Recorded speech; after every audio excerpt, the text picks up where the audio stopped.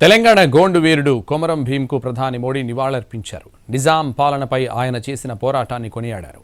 127వ మన్ కీ బాత్లో మోడీ నాటి రోజుల్ని గుర్తు చేసుకున్నారు. ఛత్తీస్గఢ్లోని అంబికాపూర్లో గార్బేజ్ కేఫ్ వినూత్నంగా పర్యావరణానికి సేవలందిస్తోందని కొనియాడారు.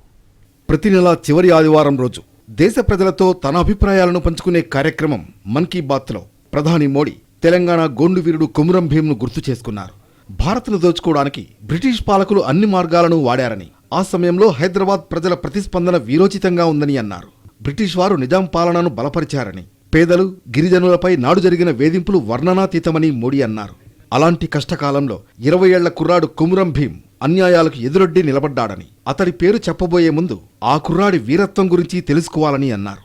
నాటి రోజుల్లో నిజాంపై ఒక్క మాట మాట్లాడటం కూడా నేరమే అయినా ఆ కుర్రాడు నిజాం అధికారిని బహిరంగంగానే సవాల్ చేశాడని మోడీ గుర్తు చేశారు. కొమరం భీం జయంతిని అక్టోబర్ 22న నిర్వహించామని అన్నారు. కేవలం 40 ఏళ్లే బతికినా ప్రజలపై చెరగని ముద్ర వేశారన్న ప్రధాని నిజాంకు చాలా కాలం పాటు సవాలుగా నిలిచారని అన్నారు. ఆయన గురించి తెలుసుకునేందుకు యువత వీలైనంత ప్రయత్నించాలని మోడీ కోరారు.